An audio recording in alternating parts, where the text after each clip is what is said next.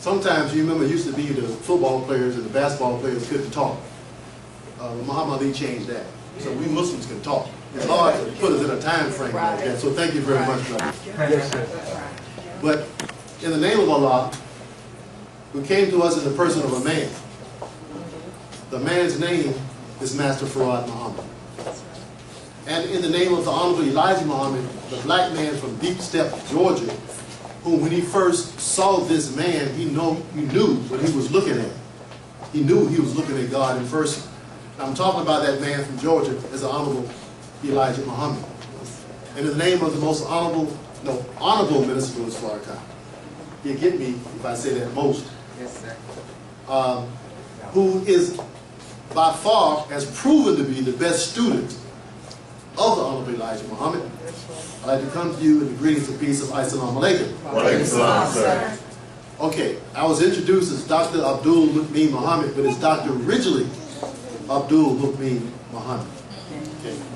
Ridgely was the name that my mama gave me, and Abdul Mukmeen is the name that Minister Farrakhan allowed me to use. When I joined back in the nation in 1993, I came back in as Ridgely X, because this was a new dispensation. I had changed my name after the nation fell to Ridgely Abdul Mukmeen. Okay? But then I got a PhD. I'm going to talk about it a little later on. Okay? Then Mr. Farrakhan established a new Nation of Islam. Okay? And so I rejoined under him. And at that time I took an X. So I was Dr. Ridgely Abdul Mukmeen teaching students, and now I'm Ridgely X. How can you be a Ridgely X Abdul Mukmeen? Right. That was difficult. But then the Honorable Minister Louis Farrakhan in 2001 told me that I can have my name back. So then I became Ridgely Abdul Mukmeen again. Now, he said Ridgely Abdul Mukmeen Muhammad. Mr. Farrakhan said in 1996 and 1997, said we all can be Muhammad. And many of us have changed our names to Muhammad legally. I didn't change my name legally to Muhammad. The reason is that I already had a holy name in Abdul Mukmeen. Okay? But I have a PhD in Ridgely Abdul Mukmeen. Now, I'm the National Minister of Agriculture, Student Minister of Agriculture. If I'm on a TV program or on the internet or anywhere, and I say I'm Dr. Ridgely Abdul Mukmeen Muhammad, they're going to go to Michigan State and find that there's no Ridgely Abdul Mukmeen Muhammad, there's no Ridgely Muhammad. Yes. Therefore, he's lying. He does not have a legitimate PhD. He got it out of Cracker Barrel, Cracker Jack box. Right? So I know, since I know he is the devil, you know, why? No. When they go, they can find my dissertation under Dr. Ridgely Abdul Mukmeen. This is the same fellow. So that's why I do that. So it's like aliases. Okay, but for this world, they need to know it's Ridgely Abdul Mukmeen, because they're going to check on me, try to, they're going to try to mess with the minister through me, saying he's just lying. No, I got that piece of junk on my own. I got it. And I said piece of junk, and I'm going to show you some things that they did not teach me. But they taught me a way to analyze information and then show how they're lying in the theory that they taught me. And that's because when you get this teachings of the Honorable Elijah Muhammad in you, it becomes a filter by which you can see the world clearly. You remember the minister said about Jesus put spittle over this man's eyes because he thought he saw the men as trees, and then he put that spittle over his eyes, and then he saw them as men, as they were. So this is what this teaching does to you and I. We can, once you have studied this teaching and begin to live that life, you can go and look and read and study anything of this world, and you're able to pick through it and see the lies and pull out the truth. Because the devil, Satan, he has to use truth to capture your attention. Because we as black people, we love God and we love the truth. So they have to give you enough truth to capture your attention. And then when they got your attention, then they slip the poison in on it. But now we have a lens and a filter that we can pull the poison out and leave nothing in there but the clean truth that we all can drink and use. Right. Okay? Yes, sir. So today, my topic is our saviors, but the first part of it, and this is the second part, it's the greatest love story ever told, Our Saviors, part 2. I did part 1 in Greensboro, North Carolina 2 weeks ago. I have about 80 slides. I got through 3. So I'm really doing the lecture that I was supposed to do there, but never got to. So this is what I told the brother, 11:15, I got to get started. 1 o'clock was supposed to close out, so I got to put all this stuff out now, because I don't know when I'm going to see you again. Plus, I do have a lot of information, but there's some spiritual stuff that we got to get straight right from the beginning. Yes, sir. Because this is what keeps me going. This love between these black men. That's right. See, and these black men, you know how they say the Father, Son, the Holy Ghost, three in one God. Well, this is the one and three God. That's right. A little different. That's right. The one God manifesting in 3 saviors. That's right.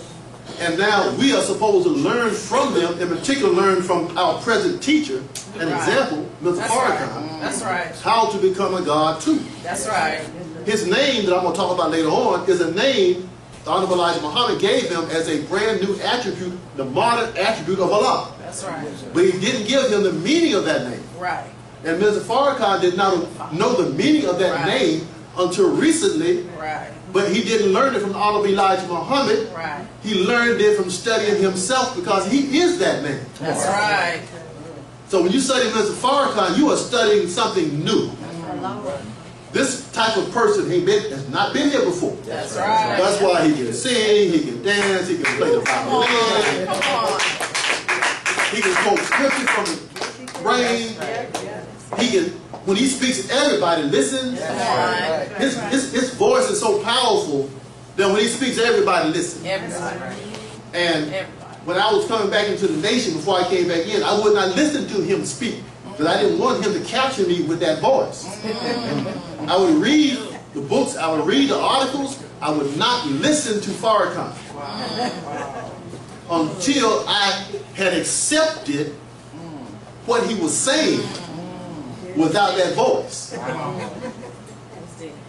So when I tallied him the way the Honorable Elijah Muhammad tallied Farrakhan, what I say by tallied is that the Honorable Elijah Muhammad was looking for God.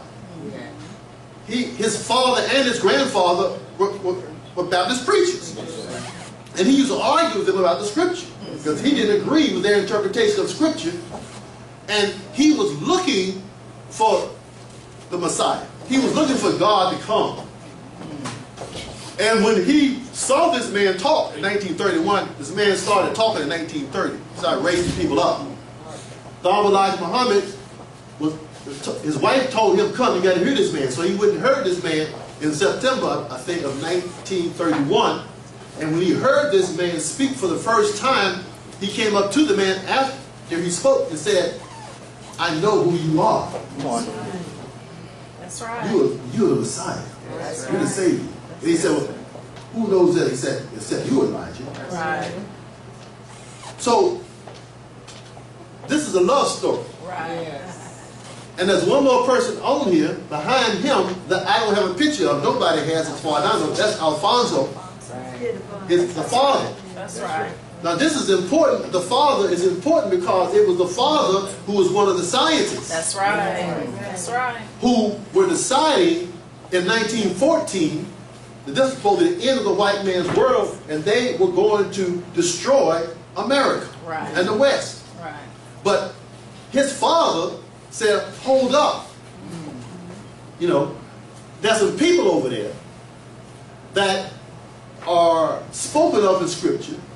They've suffered for almost 400 years, and they need to be redeemed to their own.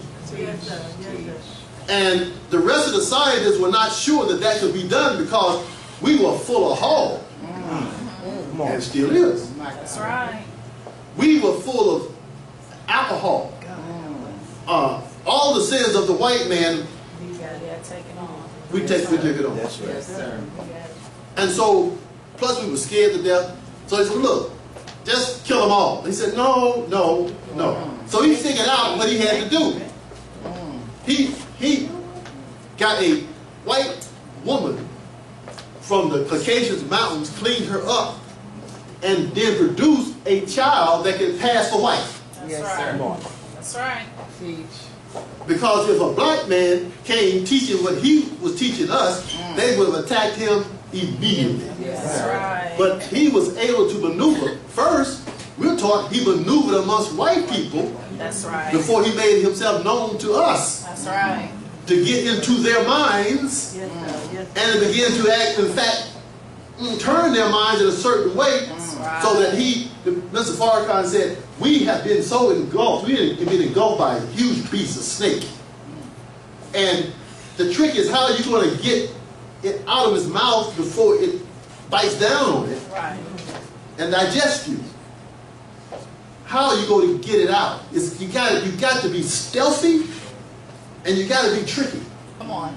Because you know, a snake, I've seen a snake eat a rabbit. I was at this is why I have these things here, because see, I started to talk about stuff, next thing you know, I forgot all about my slide.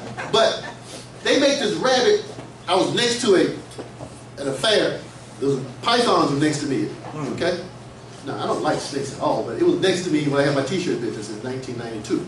Anyway, he would put the rabbit in there with the snake, and the rabbit would run around for a while, but the snake would not be aggressive. He would just sit there, move a little bit, sit there. That's why the rabbit, didn't take, then the snake would just move a little bit closer and sit there for a while. And the rabbit, that's why the rabbit got complacent. Yes, sir. And got comfortable, and then when he was in striking distance, boom. Real. You blink, you'll miss. That's it. You blink, you miss it. That's how fast the snake was. He just moved so slow. You think, well, is it sick? Right. No, it's stealthy. And so now we're dealing with a snake who is stealthy. Come on. So now how are you going to get people out of the snake? If you leave them there too long, then they're going to be digested. If you try to snatch them out too quick, you're going to snap down. So how do you do that?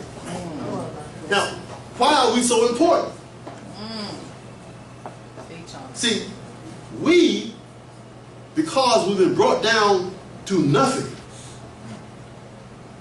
The Honorable Elijah Muhammad taught us that the first God started off in triple darkness of nothing and made out of nothing a whole creation, a whole universe, and is continually creating and producing more.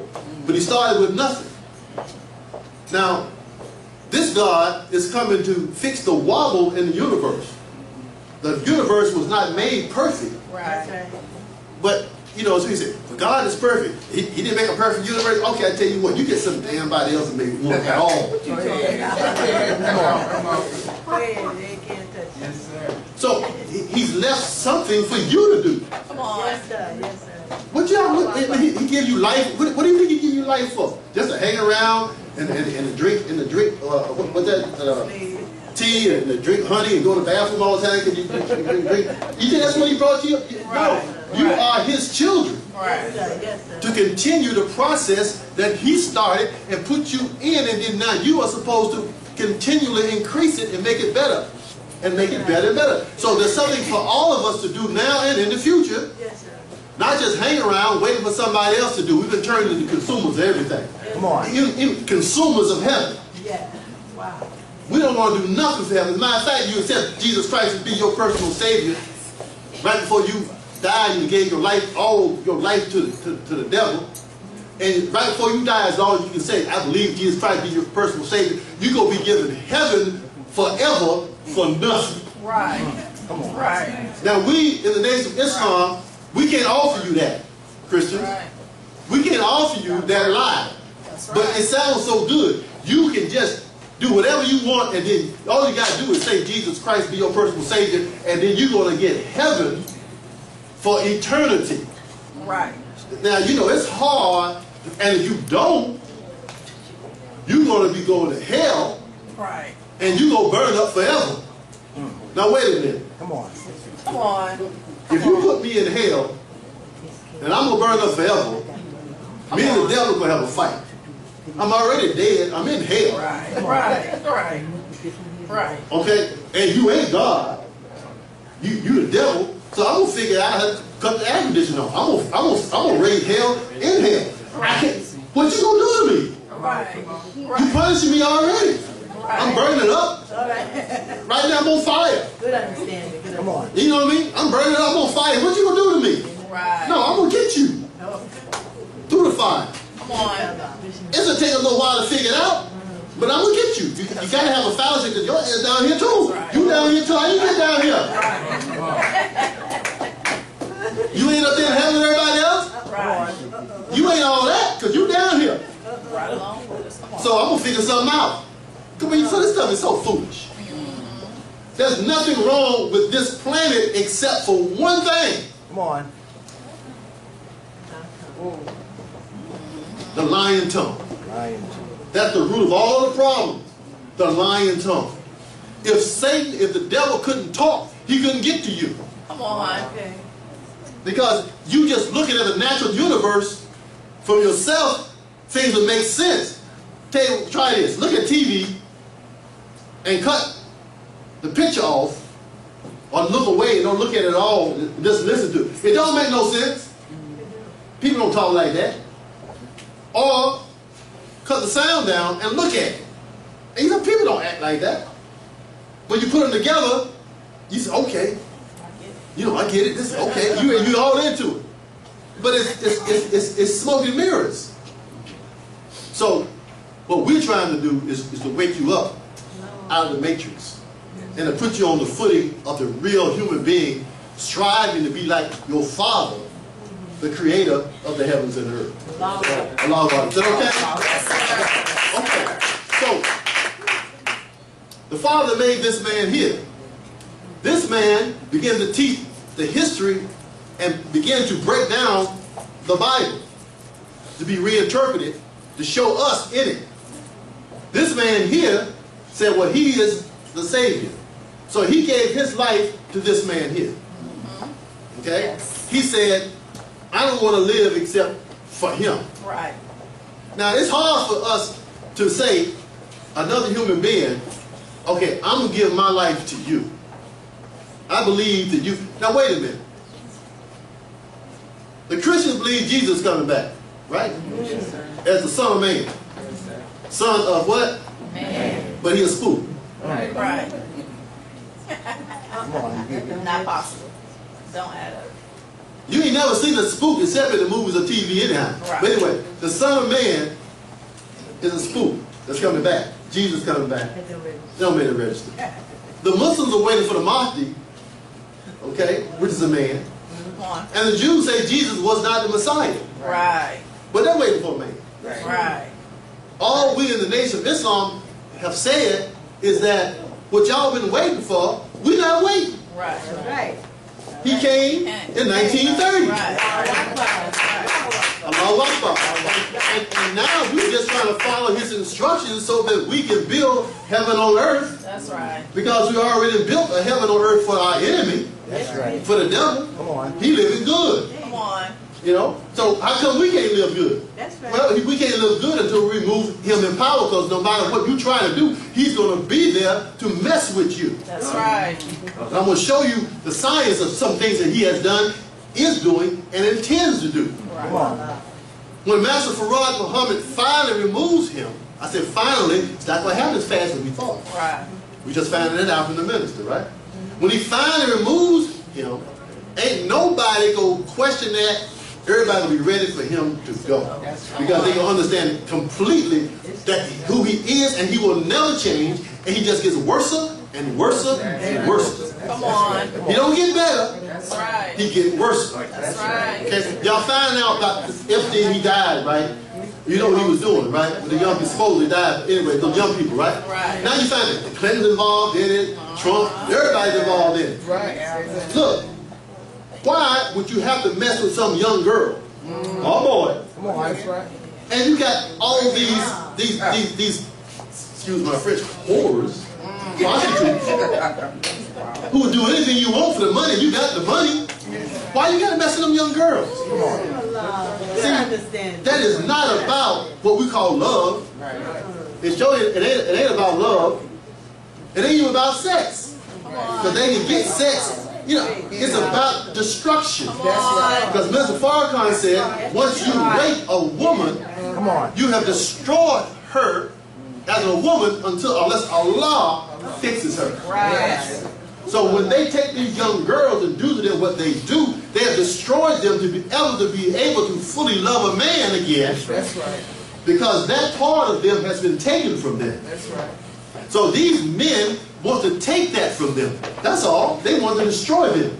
They want to eat them. In the sense of, well, you know, we find out more about they eat them for real. I'm talking about, you know, like boiling them and cooking them and stuff like that. I mean, taking the body parts out, selling that. Okay, we dealing with what you look at in the movies is actually what they do. That's right. Absolutely. Right. And we got to protect our women and our young boys and girls because they get snatched off the streets. That's right. Missing. That's right. That's right. They are being used for body parts That's right. and for these illicit and sick activities That's right. of these idiots. I won't call it sex because sex is what a man and woman get together to produce an offspring. Right. Reproduction. Okay, for reproduction purpose. That's sex. But the other stuff they be doing, it ain't about sex. That's right. It's just about control and a sickness of a feel-good power surge. You dominating somebody and then they got to take, I'm God over there. Sadist. It's sick, sadist. It's sick. And they're getting worse. I'm going to show you how worse they're getting in a few minutes. Sure. Now, this here, y'all, that's love. Look, I mean, just all you gotta do is look at that brother. That's young Farrakhan. Yes. How he's taking care of the messenger. And look at the look of the messenger's face. He says, "That's my man. That's right. That's my man." Look how he loved. He loved his midnight. That's my man. And Farrakhan said, "Yes, sir. I love you, Elijah." See, you can't fake that look. Come on. That's right. Come on.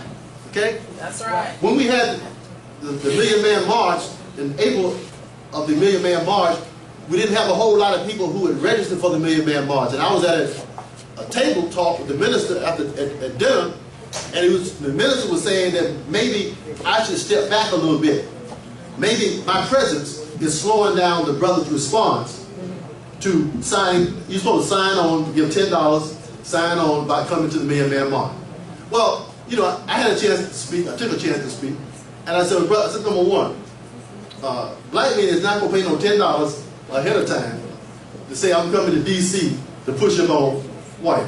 They're not going to do that. They're not going to register $10 for the name saying I'm coming to Washington, D.C. with Farrakhan to push them on the government for our rights. Okay. Number two, undertakers get paid to make sure the dead man get there on time. Because the dead man ain't coming on time. Okay? Come on. I said, now what? They will come. I said, I talked to brothers in the street. And the only reason why they are hesitant about coming is they are afraid, not of the white man, they are afraid of each other. That's right. Yes. The gang violence. Yes. The Bloods and the Crips and all the rest of them, gangster disciples, they're afraid of their own brothers and sisters. So they want to know how many bow ties are going to be there. We don't carry weapons. But when the bow ties show up, everything chills out. That's right. That's right. What is that? I mean, everybody got to think. Now, we can go through the hood, clean out like we did up there in Mayfair Mansion up in Washington, D.C. of the drug dealers, walk in there with no weapons and get them out of the community with hardly a fight. I think they had maybe 1 or 2 fights. They got beat down. You know, don't fight Muslims. That's right. That's right. That's right. Now, let me explain. I mean, this ain't spooky. Don't fight Muslims. See, we get so much hell from the white man and from black folks on a regular basis, and we can't start fighting. Come on. I can't fight my brothers. I can't smack my wife. Right. That's right. In the Holy Quran, it gives you permission as a man to smack your wife in the open hand. Hey, look at that sister. Yeah, you're right. Try that with me. That's right, sister. You try that with a sister in the nation. Come on. Now, first, she'll beat you down and they're going to get your captain. All right, Okay? And then the brothers come and beat you down again. I know this. It happened in Greensboro, North Carolina. That's right. This brother mistreated this sister, and she fought, and then we found out about it. The brothers were over there beating him up. So we got this pent up hatred that we cannot express. And so when somebody does something that we have a legitimate reason, Come on. a legitimate reason to take out our frustrations Come on. on whoever it is, Yes, sir. it is fun for the brothers and the sisters and the children. I mean, we just be, especially around the minister, we just be looking. You know, what is that fool out here somewhere? I'll be the first one to get to him. You know what I mean? I mean, really, it's dangerous to look wrong at Mr. Farrakhan. Okay? Because we just waiting for the opportunity to prove our faith. That's right. You know what I mean? We want to prove it. So I told the minister, I said, these brothers want to know what it is about a black man that these other black men will stand out in the cold, in the heat, Come on. pushing the final call newspaper and catching hell from us. Come on. Brothers know, you be out in the corner, they be saying all type of crazy stuff to you. I was in Raleigh, North Carolina, and selling paper, the brother said, y'all kill Mal. Come on. Then he drove on down the street. He came back later on. Y'all kill Mal. They drove around and came back down. He came back the third time and said, I got it right real close to the window, got into the window. I said, brother, if you believe that we killed Malcolm, you will be afraid to say that to me. Because if we kill him, we kill you. And you know we didn't kill him, and I'm not killing you. You understand? He drove on. And him and his boy never came back. At least not they were down talking no mess. Okay? No. We love you. And y'all know that. Niggas know we love them when they quit playing us. Come on. We know God loves us as Muslims. Are we playing God? Are we doing what we're supposed to do? Or is the mercy of Allah preventing us to straighten up because of His mercy? Okay? Mercy about gone. It's time for us to go ahead and take our position because now we're responsible. When you don't know, you got an excuse. But once you know and have a good teacher and a great example in him, there's no more excuses. Yes, it was a terrible thing that was done to us. But in our Savior has arrived, the Honorable Elijah Muhammad said, He, Master Farad Muhammad, God in person, will create a new heaven and a new earth and a new Islam and new government and people. The new earth referred to is a new people who will change the old into such a great future that actually the earth will look like a new earth, and a new earth will be made here in what we call America. So I want y'all to let that grasp what they just said. There is no heaven up in the sky after you die. There is no hell underneath the ground. Once you go down. You go down, it's going to be more dirt. That's right. But heaven and hell is a state of condition on earth. Yes, sir. Once you remove the human being, you travel around the earth and don't look at his buildings and just look at what God made. It's beautiful. Yes. Without man and his messing up, it's beautiful. Ain't nothing wrong with this planet. Except for the humans on the planet. That's right. Who ain't right. That's right. Who rebellious. That makes things ugly. So once you remove the rebellious mindset, not just the rebellious body, not just a white man, but from what the white man was made, They were made from something in us That's right. that Yaqub didn't take out when he made them. That's right. Okay. That's right. It's still in the rest of the people who didn't go. That's right. That's right. If you go to 112 and 113, the message of the black man, the Honorable Elijah Muhammad said that the Yaqub taught Islam. Okay. Yes. Wait a minute now. If he taught Islam, and these are black people, then who was he talking to? Come on. Black Muslims.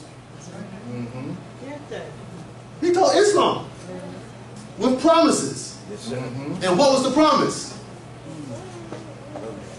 That you follow me, I will get your brother to work for you. Right. Right. I get your brother, your sister Yeah. to work for you. Now, think about that mindset. Why would I want you to work for me and me not reciprocate and work for you? I must think that I am what? Better. Better. Come on. Right. Now, if you study in the Holy Quran, Iblis had a problem with Allah because Allah made a man Right. and all the angels submitted except one, Iblis, and he said, I cannot submit to that which you made from mud because I am better. Right. Yes, sir. So whenever you think that you are better, you are devil. Yes, sir. Yes, sir. You may not be a white devil, Yes, sir. but you are devil. Come on. And we have had the ups and downs in our civilizations before the white man got here. Right. So we must have a problem in us before, because we blew the planet up 66 trillion years ago over a brother not getting his way. Okay. That's so Come true. on. Trying to carry, but the brother, the boy had a problem. He was God, but he had a problem. Sure did. Now Yaqub has discovered the root of the problem, and now we got to get him out. But how you got to get him out? You first got to let us see it. Then we got to realize that he is still in us. That we sick. Right. Yes, sir. When you go to Alcohol Anonymous, the first thing you got to say is, "I am an alcoholic." Right. Right. You can't keep denying the fact that you're not an alcoholic. We can't help you. You got to accept. So we have to accept that we are sick. Yes, sir.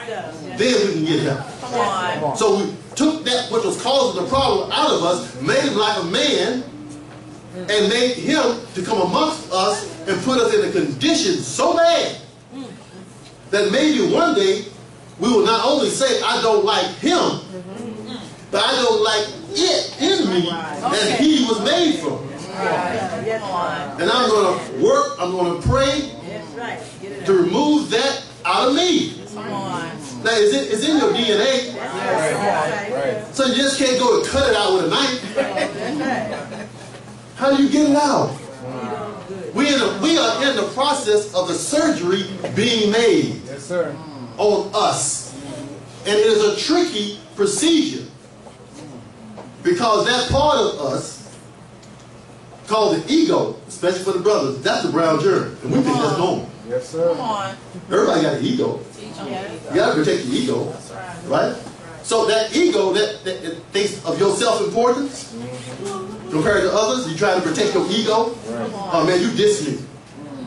What do I mean I dissed you? You didn't look at me right. You didn't speak to me right. That's your ego. That's nothing but the brown germ. Yes, that's it. When you see a brother or sister having a position or having something that you think you should have, and you get envious and jealous, Come on. that ain't nothing but the brown germ. That's the ego. Ain't nothing but the brown germ. Now with Dianetics, when a brother brought that to the minister, brother, what's his name? Alfredi.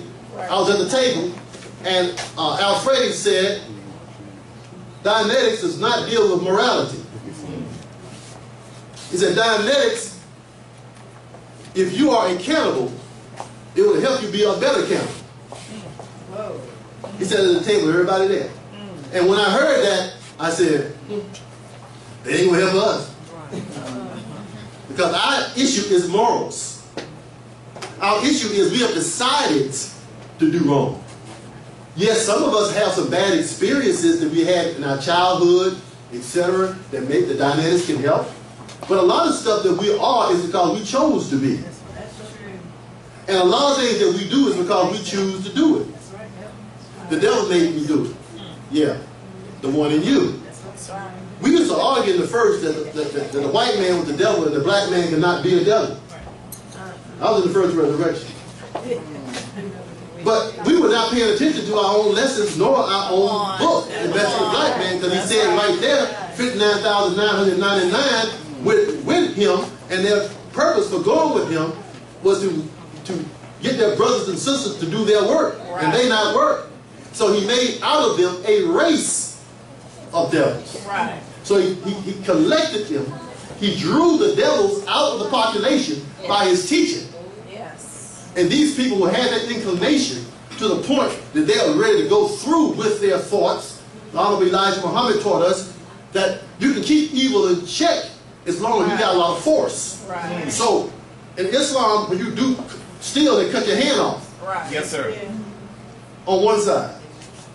They catch you again, they cut your foot off on the other side. They catch you again, they cut your head off. That's the end of that. So after you see a couple people walk around with no hands and no feet and no heads for that split second, Come on. Yes, sir. you think a couple of times, I ain't gonna do that. That's right. Right. The thought may come, but the engram has been set in. That's right. Serious engram. That's right. I ain't gonna do that. But that won't last forever, because once you get in power, Right. guess what you gonna do? You gonna say, yeah, what that person did, they should be punished for, but I am better. Come on. Right. I am the leader. I am the king. I am the rich person. You can't do nothing to me because I got an army. So in Islam in the East and in Africa as well, we have these coups where you kill the leadership. Leadership ain't doing right, you kill the leadership, somebody else come in line. That's right. That's right. But we can't do that in the Nation of Islam. We simply cannot set up a coup against the leadership. That's right. Come on. If somebody is messing with you, you got to figure out how to handle that person with wisdom, That's right. Yes, sir. without hitting them Right. and without cussing them out. That's right. Come on. You have to control them, put them in their place with a smile. That's right. That's difficult. Yes, sir. It can be done, Yes, sir. Yeah. but that's difficult. Now, what does that do? See, the brown germ likes company. The brown germ likes to bite you, and then you respond with anger. Yes, sir. Because then the brown germ knows I got you because I can control you. Right. He can push your buttons.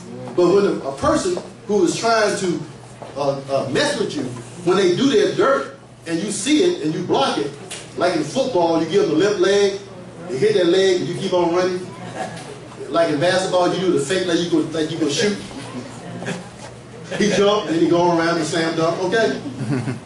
So when he sees that you are not effective, but then when he sees you adjust your program so he can't come that way no more, Come on. Come on. then that messes up his head. Yes. Because then the brown germ wants to ask you, don't you know I beat you? I saw you maneuver, so you know I beat you, right? And I'm like, I don't know nothing. So after a while, that person began to lose his mind. Because he know what he did. He knows the way I was supposed to, you were supposed to respond. You didn't respond the way you were supposed to respond, but you responded in a manner that let him know that you know what he did, and you're not going to allow him to do that. Now, you're giving him an opportunity to get out of that. The opportunity to get out of that is come to a process of atonement. Come on. Yes. Good understanding. Good understanding. So, through the process of atonement, you would come to me and apologize and ask for forgiveness Yes, sir. for what you did to me. And as your brother, I have to accept your apology. Yes, sir. Okay? Yes, sir. So, but if you do not use the process of atonement, then the person who did that to you is going to carry that around with them forever. And when they see you, they're going to wonder, have you figured out what I did yet? Instead of just going through the process of atonement, getting it out the way, clearing the slates, and so they can move on with their life. So I look at the people who done me wrong, they done jammed their life up. because they have done something that they know they got to pay for. And as long as I'm alive, they got to worry about it if I tell it. But I'm not going to tell it. I'm going to let them suffer. Because I'm studying the lesson, and I'm studying Mr. Farrakhan. I came in the Nation of Islam because of the hatred of the white man. Yes, I sir. hated the white man. Yes, sir. When I read the autobiography of Malcolm X in 1966, and when I was in a white prep school in the middle of the wintertime, and he said the white man was the devil, that was it. That's it. I went downstairs that next morning and cussed all the white people out at the lunchroom. Damn white devil. I'm not going to work for you. I'm not going to work for your daddy. Now I was 17 years old. No, I was 16. I was 16. I cussed them crackers out. And I was a militant, crazy as hell ever since. Now, the thing that messed me up was towards the end of the book, Malcolm confused me. He said he went to Mecca and he saw white Muslims. Yes, sir.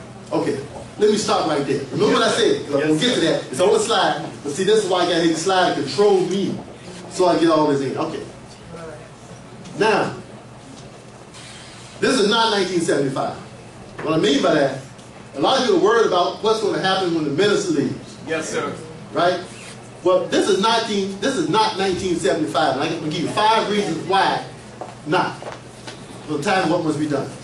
There were some reasons the nation was taken down by Muslims who got a different understanding from Warith Muhammad of our teachings and denied the basic principles of the teachings that woke us up. Yes, sir. Under the Honorable Elijah Muhammad. That's what brought the nation down. Malcolm didn't bring the nation down. But Malcolm did what he did in New York. Mr. Farrakhan was put in to fix it up. And Mr. Farrakhan came up with 7A, 7B, 7C, 7D, 22 schools, restaurants all over the place. Come on now. He had New York rocking a whole lot more than Malcolm did. So Malcolm did not bring down the nation. He brought down the nation with Messenger's son, Wallace, who was sent over to the east. And when he went over to the east, he started studying behind the scholars, and they didn't have nothing in their scholarship about Yaqub. So then he said, well, it's not in the Quran, it's not in their scholarship, so that was made up by Master Farad Muhammad. Okay? And that's what brought the nation down to nothing, and then Mr. Farrakhan started all over. Now, but since that time, we have, through the time what must be done in the research, let me tell you how the research team works. Oh, like this. Brother says, I'm going to straighten up. We do not tell Farrakhan what to say. We do not tell Farrakhan what to say. We do not come in there with an agenda and say, Mr. Farrakhan, I want you to look at this. Mr. Farrakhan, we think y'all do. We don't do that. We come in the Phoenix, and we sit down, the minister comes in, Virginia comes off, gives us a degree, we just start talking, and next thing you know, about 4 hours later, he said, I guess that's my lecture. Because we recorded it. Yes, sir. You know, we recorded it, and then what we do, then he'll say, well, look, I want you to go and that word, I want you to check that word out. I know what I said right there. I want you to check it out and make sure that I said it right. I want you to go and research this right here on what I said right here, see what you can find on that. Right? But he gives us the lecture. You know, we get it first, family. Yes, sir. That's good. Yes, sir. We get it first. That's the benefit of being a research team. That's right. We just get it first. That's right. Now, I can't sit right next to the minister. I can feel the heat when you get revelation. We sit there and see him get revelation. But when you're next to him, you can feel it. Okay, this thing is real. So, Farrakhan had us to research some things based on these 5 things I'm going to show you. Then he's taught it and he put it in the Time What Must Be Done. The Time What Must Be Done series is a very serious thing. Because there's no excuse for nobody on planet Earth not to know the truth. Yes, sir. He laid it out in a very clear scientific manner. He really did. So the Honorable Elijah Muhammad did a series called The Theology of Time. And now Mr. Farrakhan did a series called, what? The Time and what must be done. Now, what do you want him to do? You want him to do it? The time and what must be done. We said, okay, Mr. Farrakhan, when you go do it? No, we must do it. The Honorable Elijah Muhammad already warned his ministers when he was teaching them that knowing the truth is not going to save you. It's doing the truth. Yes. That's what's going to save you. That's just Not just talking the truth. right. You're going to have to do something to put yourself in a position to stay alive in the fall of America. If you're in the wrong place at the wrong time, I'm sorry. That's right. It's too late to say Allahu Akbar. That's right. Right, right. Okay? It's too late to say a prayer. When the planes show up, they start dropping the bombs and scourging the planet. They ain't nobody gonna be looking for you. You have to wait. No, not me. Wait, the cracker right next to you. I'm sorry. We got to take him out. And you too. That's right. Ain't like we didn't tell you where to go. That's right. Don't be around a bunch of white folks. You need to leave them alone. That's right. Protect your own communities. That's right. So there'll be a marker, a boundary. Yes, sir. And we'll know we're going to burn everything on that side of the boundary. Go ahead. You got to be on the right side of the boundary. You're on the wrong side of the boundary. Come on. You get burned up too. Teach on the separation. Okay? Good understanding. Now, so let's get down to it. Again, I start off with the how many slides is it? I'm going to get through these things, boy. Okay. For one, a major aspect of our teachings was that white people were genetically grafted from black people starting 6,600 years ago, which Minister Farrakhan covers in part 29 of The Time What Must Be Done. And in that, he quotes an article in the New York Times from 2006 on DNA research of Dr. Jonathan Pritchard and Dr. Richard Klein reported that they discovered a list of selective genes, including 5 that affect skin color. The selected versions of the genes occur solely in Europeans and are responsible for pale skin. This finding of 5 skin genes selected 6,600 years ago implied that Europeans acquired their pale skin much more recently than the previously believed 45,000 years ago. This is a white person talking about research of white doctors in the University of Chicago. That's right. Okay? Yes, sir. Now, this 45,000 years, those of our people that in the Afrocentric movement on the Sheikh Diop, his understanding of history, they say that the white man got stuck up in Europe during the Ice Age. Yes, sir. And in 45,000 years ago, because of their depletion of sunlight, they lost their color 45,000 years ago. Well, what about the Eskimos? That's right. Go ahead. Right, right. Original. They ain't lost their color. The only time they lose their color, they mix with white folk. What about the Eskimos? No. And so, but now their own scientific research bears witness that something happened 6,600 years ago, which is the exact year that we say something happened. That's right.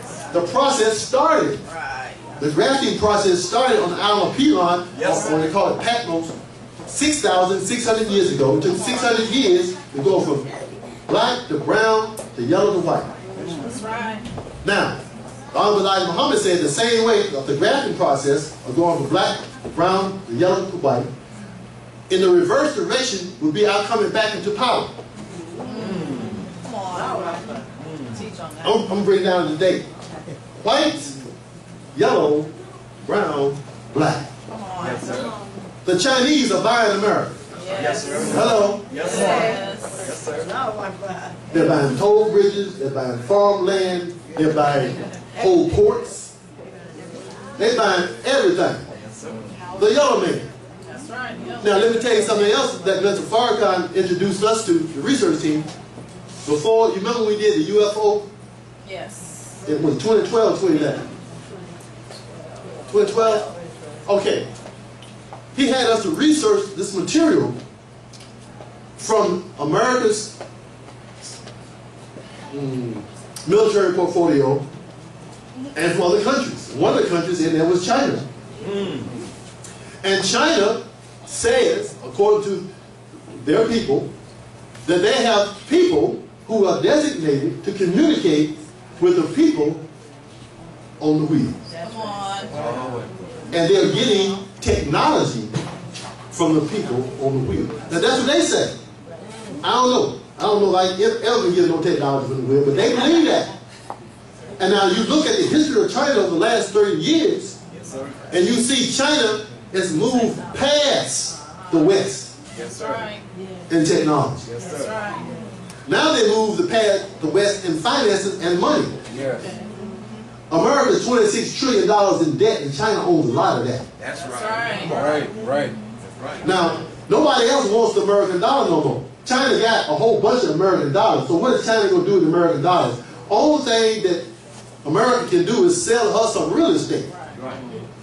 Some real stuff. They don't want no more money. That's right. We want some hard stuff. Land, buildings, businesses, equipment.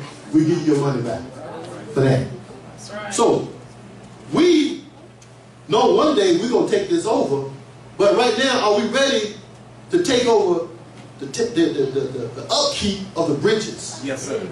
the upkeep of the, of the airports, the upkeep of the water, the infrastructure? Can we take care of that? Now we got individual people working for the devil in all these facets, Yes, but the tax base ain't there no more. Right. So when we take over, they know that in 20 years, black and brown and yellow go out no more whites in America, so they're increasing the debt load. So when it gets up to $50 trillion, there'll be more debt that we can ever pay back, and then the armies of the world will come looking for their money, and we're not going to be able to supply our army to fight them, and we're going to be slaves like they kept Haiti enslaved for 200 years, and like they keep parts of the African countries enslaved to the colonial masters. Even today, they're going to put us in that same type of debt slavery. So now the yellow man is taking over. But that's okay. Yes, sir. Yes, sir. Because if the yellow man is saying that we talk to people on the wheel, Mr. Farrakhan said that the Jews, Satan, are not going to bow even to the wheel. Right. They're going to be fighting. They're going to fight. Right. They're going to be killed. Yes, sir. But the devils, who they control, your white people, they may bow. Now, recently we've seen the airmen admit, and I'm going to show you a picture in a minute, that they have seen these wheels. Yes, they have. And they're so upset with their leadership because the leadership ain't giving them no guidance on what these are and what we're supposed to do. Now, they're finding out that thus far this year, 78 airmen from the Air Force have committed suicide. You know how much money that is Yes, sir. in terms of training? Yes, sir. Lord Akbar. That's right. So, I don't know if y'all look at nature programs, Yes, sir. but when two males are getting ready to fight, they start rearing back, showing off. You sure you want some of this? You know what I mean? So what Master Rob Muhammad is doing with the base planes, these guys are flying at something like 1,400 miles per hour, and something shoot past them like they're in a Ferris wheel sitting down. Right. Now the day is supposed to be top gun. Now, how you think they feel? Yes, sir. Right. What the hell? Then he told us, but you said, yeah, I saw that Zoom shot back past the other way. Yeah. And then they said that they were up playing with these things for 12 hours at a time. They had to come down, somebody else would go up, they still up there playing around. So these things that start from ground level, go 30,000 feet to 7-8 seconds. Right. Yes, sir. Good understanding. Now what the hell? Because these pilots, they're taught all about navigation, they're taught about physics. Right. Because they have to know the possibilities of the machine that they're in and their own bodies being able to withstand the G-force. Right. Yes, sir. These things completely destroy all their understandings of physics and dynamics. Right. Because Thought they was the best. Come on. these planes produce their own gravity. Come on. So the ones who in the planes don't feel nothing because they ain't moved That's right. within that gravitational field that their plane creates. Come on. And that plane creates so much gravitational pull that if the planes are right over you, you're not going to be able to see them because it's going to bend the light around the planes, its own gravity. So these pilots know that once you get within 10 miles of these planes, You don't have no communication. Your joystick don't work. Your guns don't work. You get within 10 miles, you a sitting duck, and this is their reports. So I'm telling them, I know they're going to see this, tell your commanders to talk to Farrakhan. He knows Yes, these people. sir. That's right. Farrakhan said he knows these people. So go to your commanders and tell your commanders to go talk to Farrakhan to find who the people is, That's right. what they want, and what we need to do in response to them. Are they friendly? You know, what? So I don't think all those prisoners, all those airmen are killing them. I think some are being killed because they're threatening to go public. They know. And they can't afford this type of credible witness. Yes, sir. Now, while they're flying with these planes, and I'm going to show you a picture of one in a minute. This is right here. This is one that they showed on TV. In 2014, they showed it on TV last year. They falling behind this thing. Now, the planes could have shot them down. Yes, sir. But if they had shot them down, you wouldn't have that picture. Right. Right. So they're doing it to get a witness. That's right. Oh, yeah. Because the regular people are saying such that they see these things, they say, well, y'all saw some dust or you saw a balloon or whatever, you know. Right. Y'all don't know nothing. Right. But these are pilots, man. Top Gun, your very best. That's what they're trained to do, is look for foreign enemies. And they showing you this, they said, look, this is real, you need to do something. So they may be killing them brothers and white guys. Now, I did this here. We're told that the planes came on the mother wheel in 1929 when they were made. Yes. Now, in 1929, would it have been fair for them to be fighting America? I mean, look at this. The Douglas 7BD Dauntless, the best fighter plane from 1940 to 1944. That's not even 1929, that's 1944. Yes, sir. It would that have been a fair fight? No, sir. No, that wouldn't have been a fair No, fight. sir. Okay?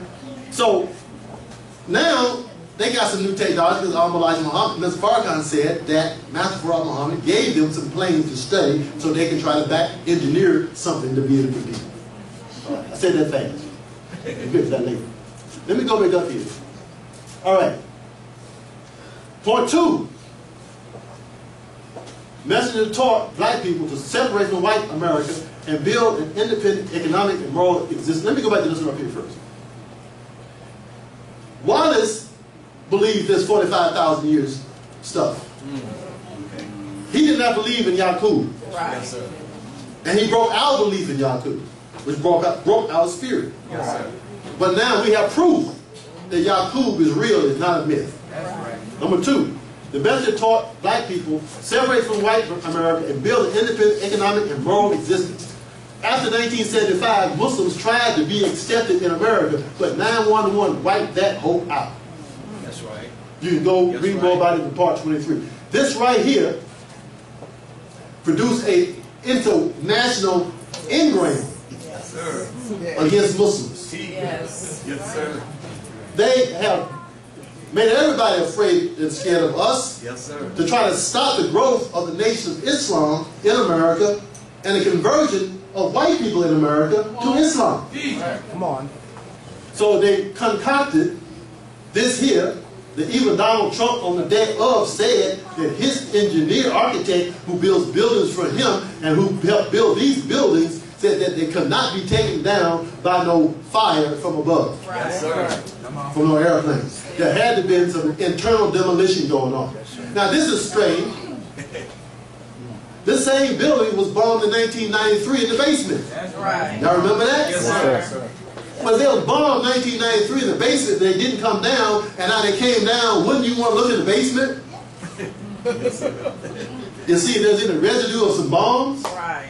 But they didn't do that. They took everything out, sent it over seas, Yes, sir. so there could be no evaluation of the remains. That's right. Now, if you knew that somebody tried to blow this up in 1993 in the basement, now it comes down. When you go look in the basement, instead of looking nowhere, don't want nobody to see nothing, so they know something. right? Yes, sir. The pilots, if they flew it into there, they didn't do the damage. Right. It didn't bring the buildings down. No. Okay. And that has destroyed our ability to fit into America. It's so bad now that some people got the name Muhammad is changing their name back. Right. Slavery. Yes, sir. That's how bad it's got. Because they think they can't get a job with that name, so they're going back to their slave name. Yes, sir. That's how bad it is. Yes, sir. All by 911 and economic persecution. These people are the gods of money. They invented money, the Jews. Yes, sir. That's how they rule us. They rule white folks and us through money. Get that right. Okay, now, point number 3. The Most Honorable Elijah Muhammad taught his followers that we did not have to carry weapons because our God had a man-made wheel, a half mile by a half mile, that can destroy America in 12 hours if she attacked them and the Nation of Islam. Come on. You can read about it in 51 and 55 of the time of what must be done. 1989, Mr. Farrakhan went to D.C. and did a press conference. And he said at this press conference, you know, you can kill me. I can't stop you. We can't stop you. However, the God that backs me will destroy your country in 12 hours. Now, he put that out in bold 1989. They ain't messed with Farrakhan or the Nation of Islam yet. Okay? Because they know something. Negroes don't believe something. Negroes believe the white man is God. Let's be straight up. Negroes believe that you can't touch a white man. He got all the guns, he got the bombs, he got the money, he got the food, he got the clothes, he got the shelter, he got the jobs. Man, I ain't going with y'all. You'll get everybody killed. You know, that's okay. What did you say, Richard? No, that's okay. Yes, sir. Yeah, it is. What did Master Farad Muhammad come here for? He didn't come here to kill a white man. He could have done that from the east. He didn't have to do that. He come to make a God out of a people, a nation of gods, that, and this is the key point, this is very careful, that would never deviate. Come on. Wow. A nation, not just like you, that brought 60 trillion years ago. That's right. Okay? Yes, sir. We have deviated in the past, but now he's producing a nation of people that will never deviate. How do you do that? Come on. You got to start off first with the best material, Yes, sir. and then you got to grow people from that material. The stuff that don't fit, you don't want to kill them, but if they don't follow you, they're going to die. Yes, sir. Oh, which one? The devil's world and the poisons of this world will kill them. Yes, sir. If you come into the Nation of Islam and start how to eat to live, you get out of the main weapon they're going to do against you. If you don't take their vaccinations and don't eat their food, those are the main weapons against you. Right, right. All you got to do is not take their vaccinations and not take their food, and you won't die with the rest. That's right. Simple. Not easy for us because we got used to Mac Death, Burger King, Kentucky Fried Chicken, bowl still hanging. We done got used to all those. Chicken fillet, you know what I mean? So, you know, and you can't even see what it is. There's a chicken in there. Yeah, right. There ain't no chicken in there. No. They're already. They got the science of producing meat in a petri dish. Yes, sir. By taking one cell from a chicken, one cell from a cow, put it in a petri dish, feeding it, and it will grow into a steak. Right. Yeah. Look it up. Yeah. Cultured meat, Yeah. fake meat. You got all these smartphones. That's real. Look it up. That's right. They just tell you, yeah, and it tastes just like the real deal. Well, why not give you the real deal? But you see, meat is dirty. Cows produce E. coli. That's because you put it That's right. in a pen. That's right. Instead of allowing them to walk around and drop their feces on the ground for it to reconstitute the earth, you put them on concrete. They got to stand in their own feces, Yes, sir. toe to toe. Good teaching. Then you feed them corn without the grass. They're made to eat grass. They can eat corn as long as they can eat grass along with it. The green part. The better is they got 3 stomachs. But when you take away the green part and you put that corn in there and those soybeans in there, their bodies produce something negative, called E. coli. Produce a poison Good teeth. to kill us. And now we mad with the cow, but it ain't the cow's fault. It's your fault. Then you had mad cow disease. Mad cow disease was because the cows were being fed a bunch of ground up beef, and in that beef was brains. Yes, sir. Good teeth. So the cow was eating their own brains, and so it affected their brains, and they became crazy. Okay? Now why are you gonna feed that? Why are you gonna feed a herbivore? Why do you feed a cow that don't eat meat its own brains? Okay. So now they're blaming the cow for something they did to the cow. So then you would accept their fake meat. Well, then damn sure gonna put something in there for you, because they're that smart to take it from one cell and grow it into what you got. They're that smart to stick something in there as they're growing, including hog in your chicken and human meat in your chicken. Well, they already got human hair in your food, in your bread. Yeah, in the bread. It's called L-cysteine. Look on the back of your bread. L-cysteine, and L-cysteine is human hair. Mostly from China. In China, women put their placenta in their hair and their daughters' hair to make it straight. So when you're eating bread that has, what's the word I said? L-cysteine, you're eating placenta Right. of the Chinese. It causes things to rise, including your blood pressure. Okay, next. Okay, so we already talked about this. Now, number 4.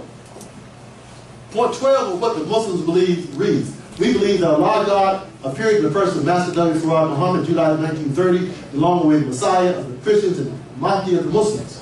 So, we believe that God is a man. Yes, sir. The Messiah is the man. The Mahdi is the man. We just believe he already came. Y'all don't believe that yet. And then when he comes, he's going to have to be a spook that you can't see, but you're going to see him anyway. Yes, sir. And you go to the heaven when you're dead in the spirit, but you're going to be eating honey. You be wearing shoes. I'm going to have wings. What are these shoes for? Straight up foolishness. All right. The Most Honored Elijah Muhammad taught us that the so-called Jews are not God's chosen people and have not received the promise given by God to Abraham in Genesis. You can also see that in part 23. Now here's the promise. Y'all seen it before. Who fulfilled this promise? And he said unto Abram, know of a surety that thy seed shall be a stranger in a land that is not theirs, and shall serve them, and they shall afflict them 400 years. And also that nation whom they shall serve will I judge, and afterwards shall they come out with great substance. Now we say this from 1555 to 1955. Yes, sir. The Negro says from 1619 to 2019. We supposed to be in that 400 years. There's a 64-year missing of history. That's right. Okay? Good. Now, in 1470, the Portuguese found an island on the outside of Africa called Sao Tome. They call it Sao Tome. What they did, they went in and robbed young girls from the Congo, brought them back to those islands and mated with them to produce half-breeds. And then teach these half-breeds that they were Portuguese. Okay? And then send them into Africa to trick their half-brothers into accepting the Portuguese as their friend. So this thing about we sold our people into slavery, Yes, sir. we were tricked into slavery by half of our people, the half-breeds, Yes, sir. who they had taken and trained from birth that they were better than their brothers and they were not their brothers and sisters no more, but they would go back and say they were, and to follow them, and then they would sell them liquor and guns, start fights between one another, and then take the people who were captive and then sell them off as slaves. Now, they first came to Jamestown in 1555. However, we've been doing research. There's a swamp called the Dismal Swamp right outside of Jamestown. Yes, sir. The slaves, whenever they could escape, escaped to those swamps and produced communities in that. This is what we feel happened to the first settlement of slaves. They brought into the settlement, they brought them into slaves. They rebelled along with the Native Americans and killed all the white folks and then went hiding in the swamp. That's when they realized that they can't take us straight from Africa, straight to America, and took us down to the islands where they broke us. They took us down to the islands and then mated us with each other, and some with them, but then told these people that they've always been slaves. The children from the original Africa. That you've always been slaves, and that we've always been your master. Yes, sir. And we found you all swinging in trees in Africa. Yes, sir. And now we will give you all some civilization. After they made us into a nigger, Yes, sir. then they brought us to America. Announced in 1619, Jamestown was established, but it was tried to be established before, but they were wiped out. And they took us down here to make us into this breed, this whole new breed of human being, and then brought us back into America in 1619.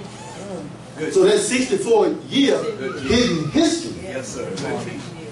correlates back to this man who was given as a Savior's Day gift in 1955. 1955 was 400 years after 1555, and Allah gave the Honorable Elijah Muhammad a Savior's Day gift in the Honorable Minister Louis Farrakhan. Louis Walcott, ex-Walcott at that time.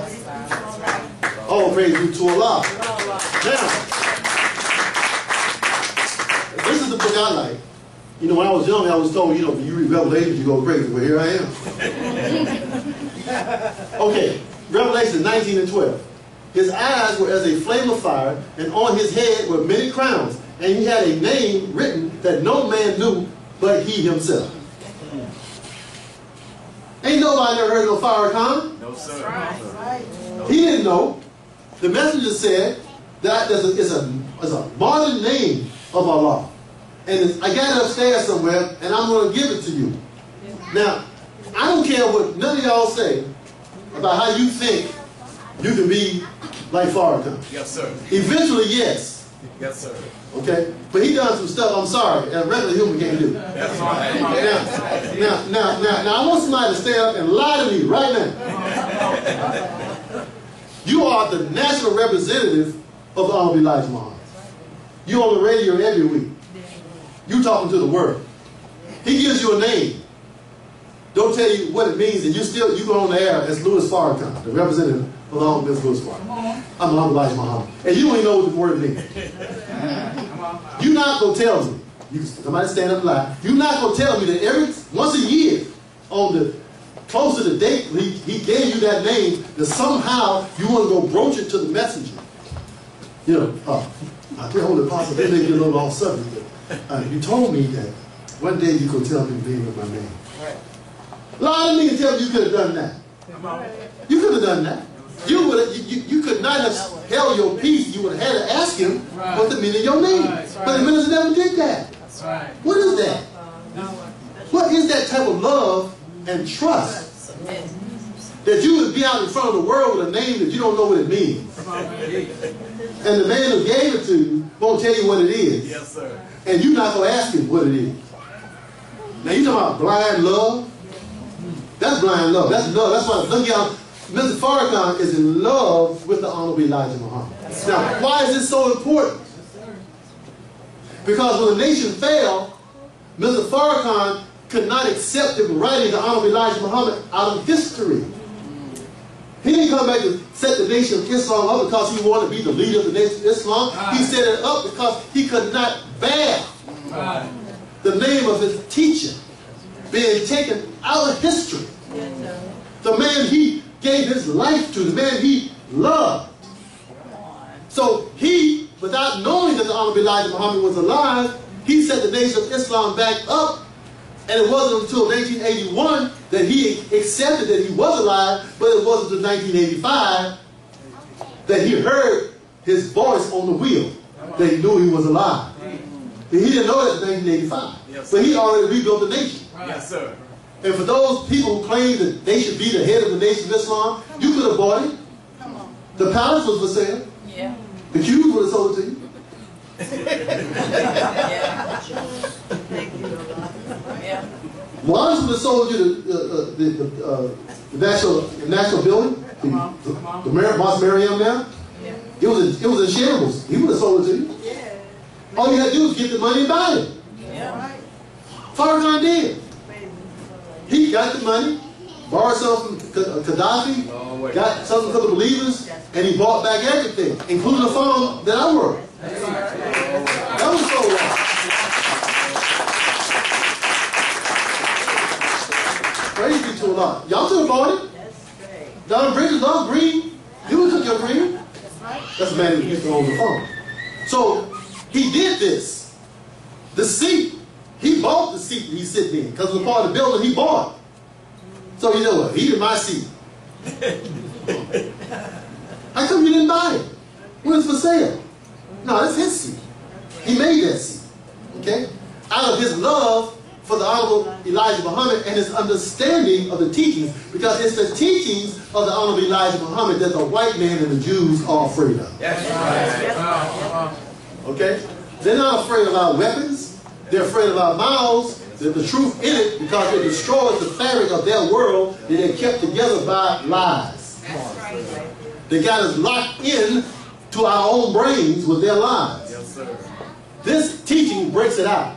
Now, after I'm going to read you Revelation 11 through 16. 12 is right here. Because there's most stuff in here that relates to the minister.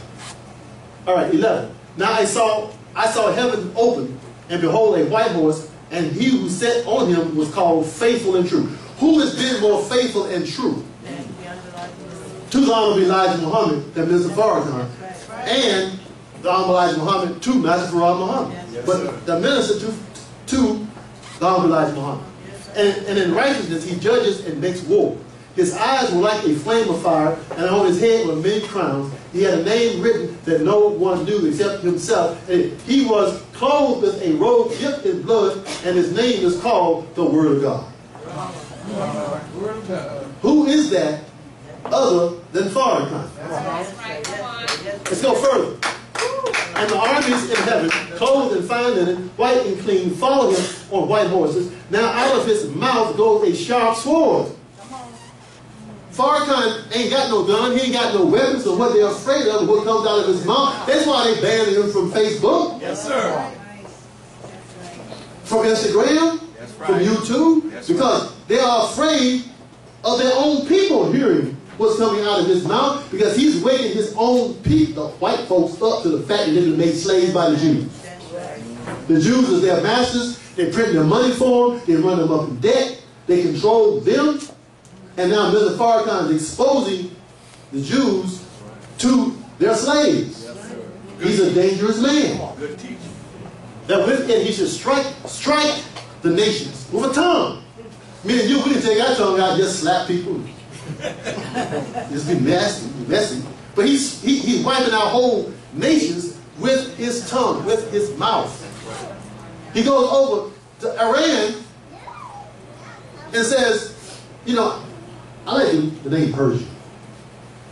Y'all need to go back to your old name. How you go to somebody's country and tell them to go back to their old name? That's some testiculars right there. Yes, sir. Okay. And he himself will rule them with a rod of iron. He himself treads the winepress of the fierceness and wrath of Almighty God, and he has on his robe and on his thigh a name written, King of Kings and Lord of Lords. Now this is what it is, Farrakhan. I'm sorry, sir. You know that's what it is. But you can't say that of yourself, Mr. Farrakhan. Why can't he say that of himself? Good teaching. All right? Now this gets deep right here. Come on. Once you think too much of yourself, you start closing down. You remember a couple of weeks ago, the minister taught, and those people said those great accolades to him, but it didn't include the messenger. He said, don't leave me out here by myself. Like, don't be doing that. You're going to set me out here all by myself and not give credit to the one who made me and the one who's backing me right now. See, so to protect his own psyche, he don't even talk about himself that much. He's revealing more of himself. But we know when the minister said that he was the Messiah, past Savior's Day, I heard a brother say, I've been waiting 30 years for you to say that. I heard a brother go, I've been waiting 30 years for you to say that. But Mr. Farrakhan wouldn't say it. Mr. Farrakhan said, Elijah Muhammad said that when you find out who you are, you're not going to be able to hold yourself down. So the minister is trying to protect himself. Yes, sir. For his head getting too big, Yes, sir. and he float out in space somewhere like some of our great movie stars and rappers are crazy as hell. And my brother Khaled, I feel sorry for my brother Khaled. He had too many women. Some of y'all know, some of y'all don't. When you have a lot of women, you can't take a harsh word from another man. Ego won't let you. Good team. Because those women gonna look at you and say, you gonna let him talk to you like that? You know, you the man, you done done this, you done done that, you the man, you gonna let him talk. Even if they don't even say it, you gonna feel it. I gotta now protect my what? Pride. Right. What do lions have? Pride. Why they say that the black man is a lion? Yes, sir. See, we gotta get beyond our natural self. Yes, sir. That lion, physical lion that wants a pride. Wants to have a lot of women. Teach on the Yes, sir. Good. Okay? You can't handle that. That's right. Good team. Don't even think you can't handle it. Right? I would apply this. I can't handle it. I ain't trying to handle it. Because a woman, when she decides to get you, I asked a brother when I was in Michigan State, African brother. He said, you know, brother, you don't want to have multiple wives. He said, I have multiple wives. He said, let me tell you how it works. When one of them is mad with you, they're all mad with you. When one won't feed you, another won't feed you. And you can't go back home to your people, your family, because now you're a married man. And they don't give you no nutrients. None of them.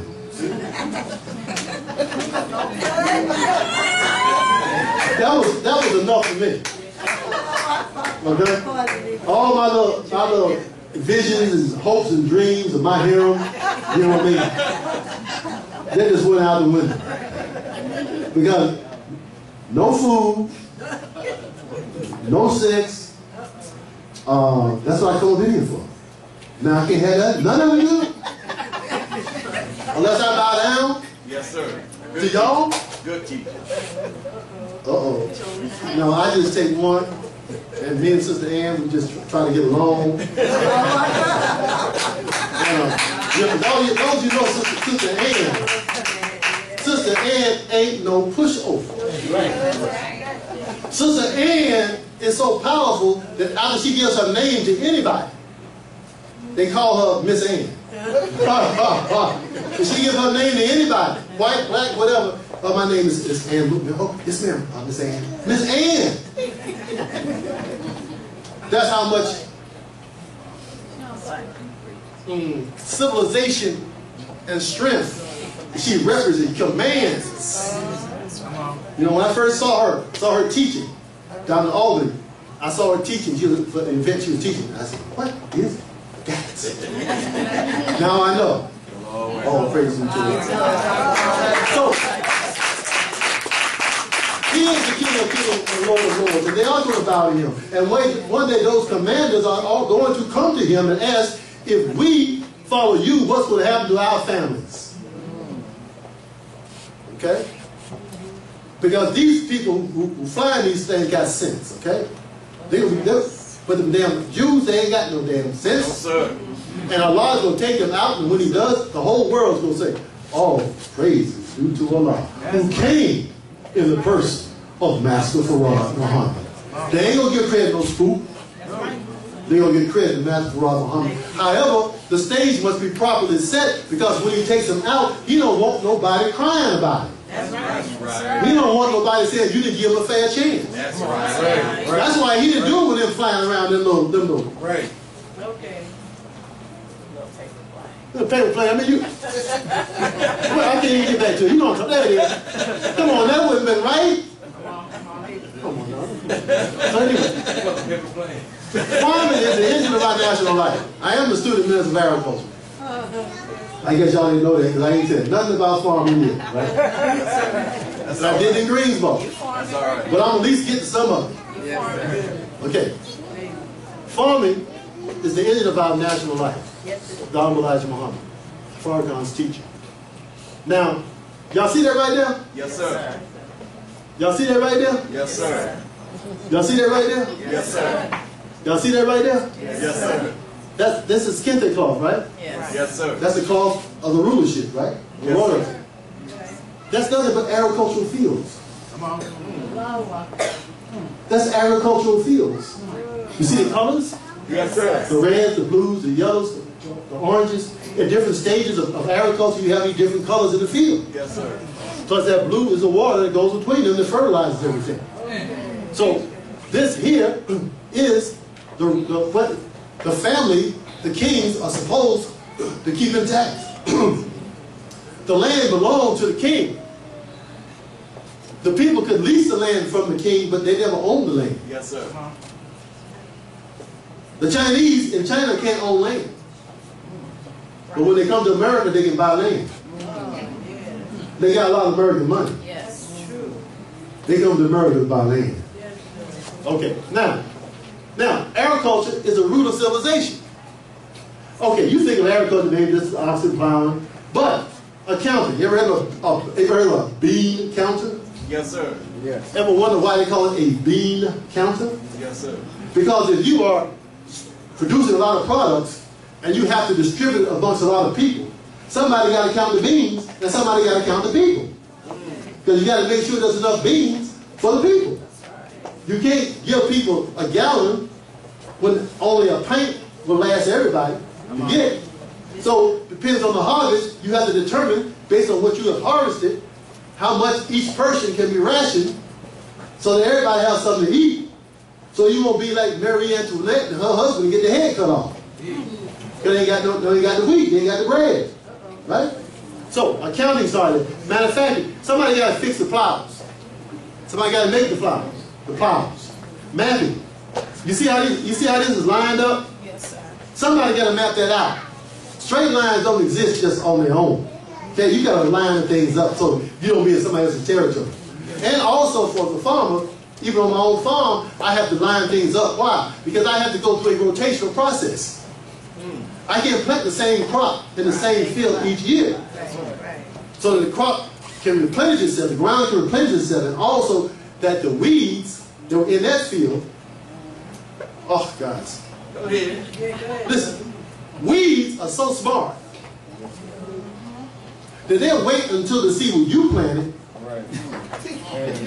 and the weed that most looks like your plant is the weed that's going to germinate that year. That's the wall. They have the wall in the backyard. And they're going to be close to your plant. If you get me, you're going to get him too. That's why you have to wind up going out there by hand and pulling them up. But the white man's come up with chemicals so that he can kill that which ate his plant. Now, you want me to deal with 1,600 acres of land and don't use no chemicals.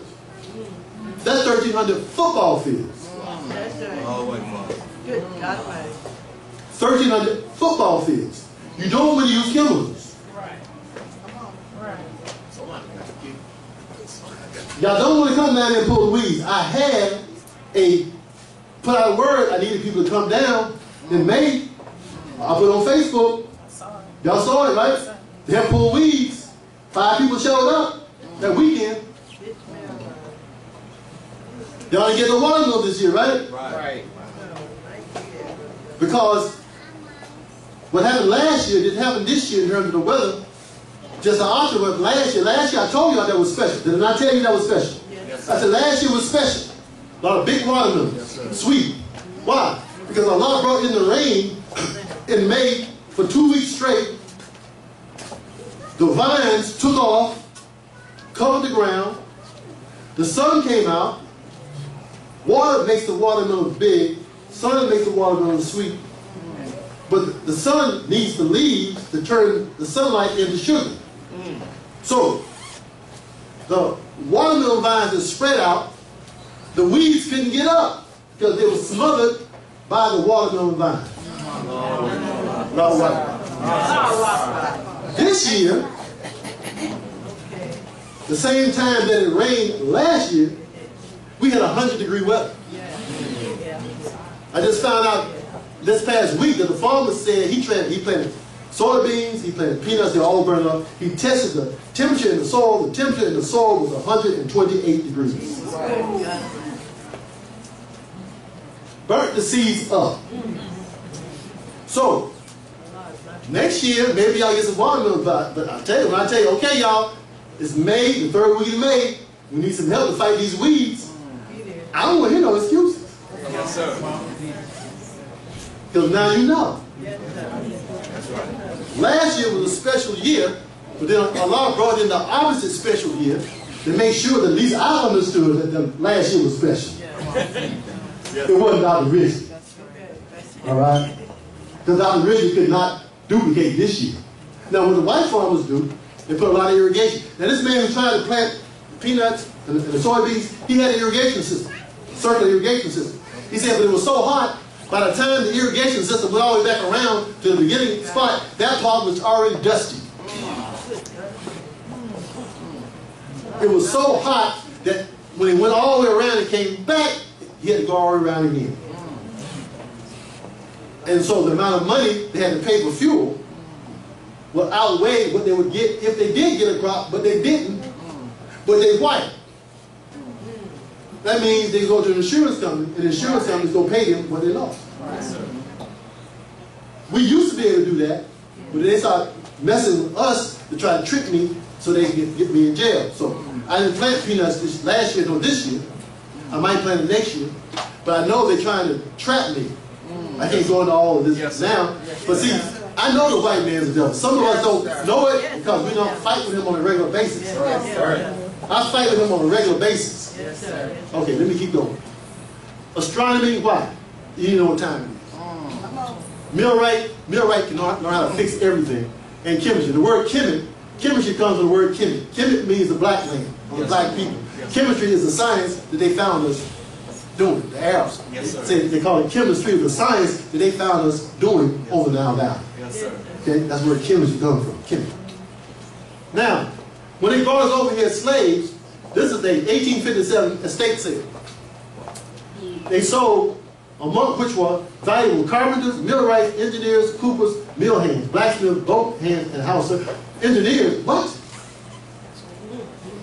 This is on a advertising in the newspaper. They're selling us as engineers. Where do we learn engineering from? Come on. Swinging from trees? I don't think so.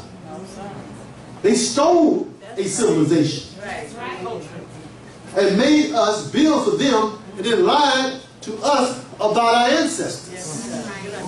So, I came with the Nation of Islam in 1971. I was at Columbia University, full scholarship, stayed up all night trying to figure out how to kill white folk.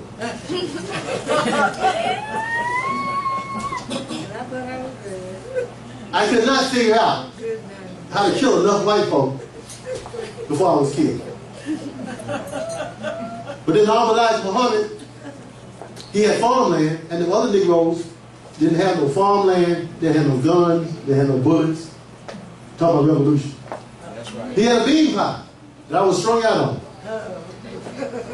2 bean pies, 6-inch bean pies per day. I was bound on 125th Street.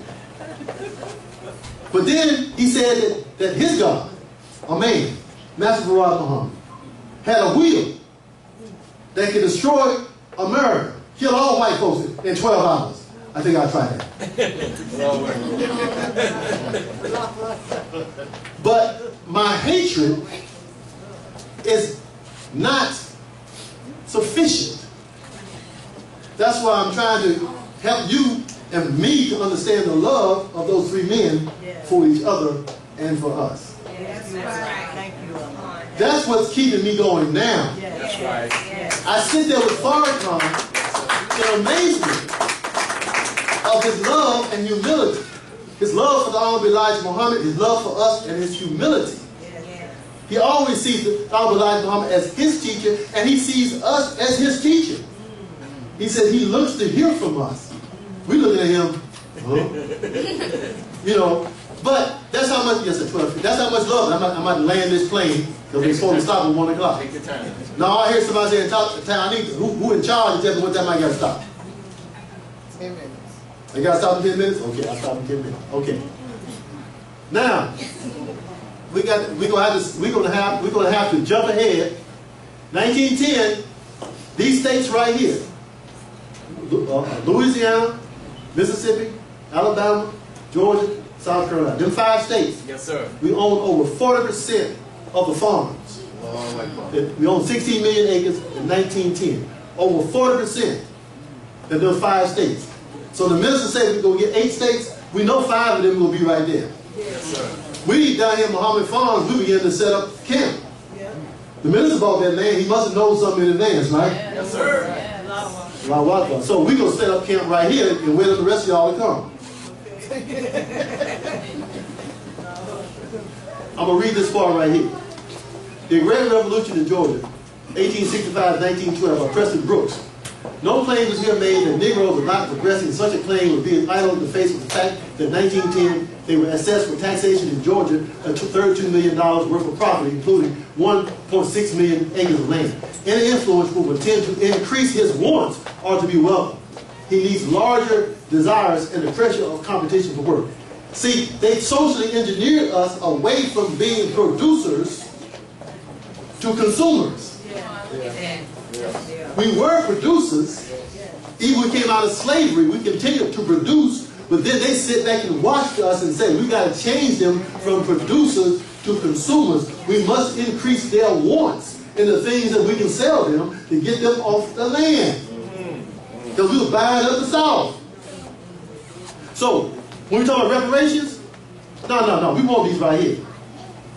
Because actually we had already bought them right there. Yes, sir. And through the shenanigans and the killing of us and the USDA, they ran us off the land, ran us up north. But we had bought that. Now we're down to maybe 2 million acres of land. So don't play us. We bought that already. We just asking for what belongs to us. Now, this is before the attack in Tulsa. Yes, sir. You see that car? You see that code? We had airplanes. 1921. That's right. We was on the moon. Look at that. Yes, sir. They blew that up. That's right. Okay. Here, this right here is lynchings. This right here is inventions. Here is from 1870, 1880, 1890. We invented. Then they lynched us. They burnt us out of inventing and doing for self. They didn't stop these lynchings until 1930. What happened in 1930?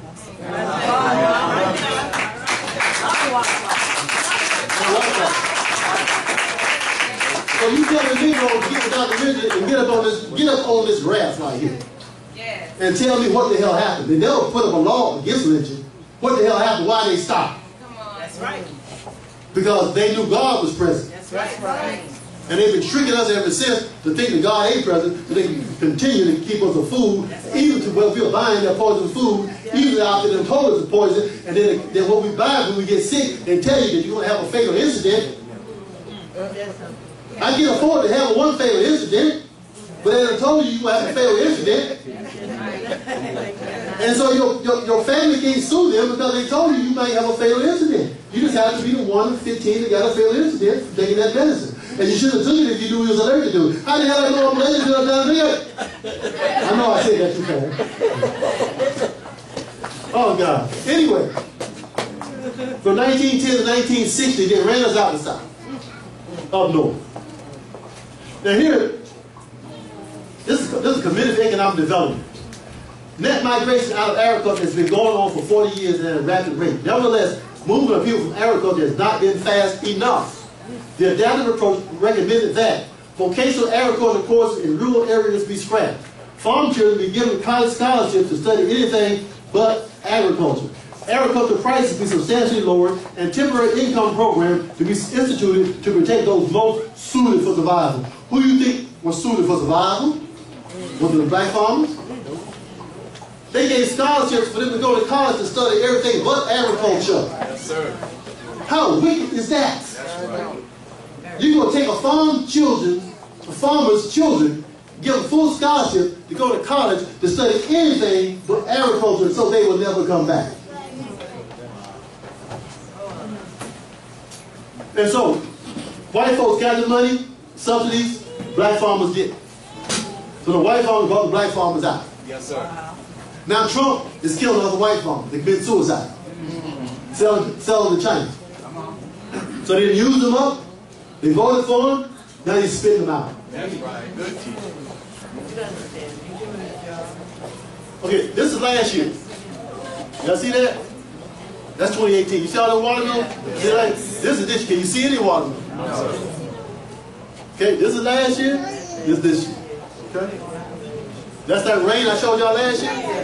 Back in May, in 2018. Every other day we had a rainstorm. Started in Cuba, came all the way up to Florida and Georgia. We watched it for 2 weeks. Didn't happen this year. Now, you're hearing a lot about a lawsuit against Roundup. Yes. Yes. This is the brother who they will give $78 million to. People have been complaining about Monsanto and Roundup for years. Europe don't allow it. In Europe, Right. they put a black face on Roundup going down. Now they all types of lawsuits. It was bought by Bayer. 3 months after Bayer bought it, the lawsuit started. Why? Bayer is in Germany. Germany is out. In Germany, Monsanto products, GMOs and Roundup are prohibited. So you are a German company, know that your country and the rest of the country in Europe don't accept this. If you will buy a company, you know it's about to go down. But they've come up with a new science in Bayer called DNA chips or RNA interference. They now can put into a seed a germ, and when it grows, it will grow insecticide. And or spermicide. So, brother, yeah, you'll be able to ejaculate, but it won't be nothing in it worth anything. Yes, sir. So you will never feel it. You will never, no, don't come back. You will never feel it, and y'all, you and the wife, the girlfriend, y'all be having fun, but you don't be having no children. By the time you figure out what's going on, it'll be too late. So Bayer is going to come forth now with the whole new line of products. And in that will be poison. Last year, they broke into wheat. They were not able to break into wheat until last year. They broke into corn, rice, soybeans, tomatoes. They couldn't break into wheat and broke into wheat. Now, they did everything. They gave them get into anything and everything, so now they're ready for the culling of 5 to 6 billion people. But they're going to do it slowly. Killing be soft in your dreams. That's what they're going to do. Now, I'm at the end here. This is my hobby. The pyramids and stuff like that. Cornerstone, I get it.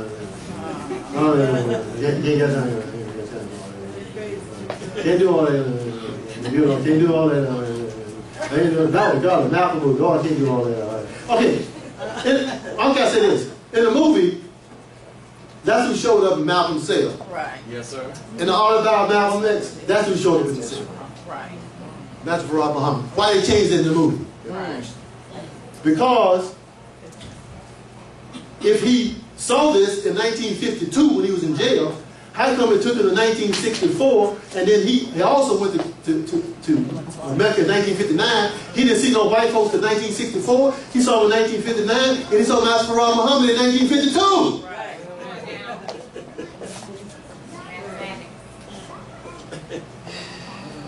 So they didn't want you to know that Malcolm was lying to you. Right. Because then you may start thinking, whoa, what's going on here? So they changed the movie in They put it in the movie that Elijah Muhammad showed up in his jail cell. And in that movie, they never talked about Yaqub's history. That's right. They never talked about the making of the white man. That's right. That was Malcolm's favorite topic. The GD white man.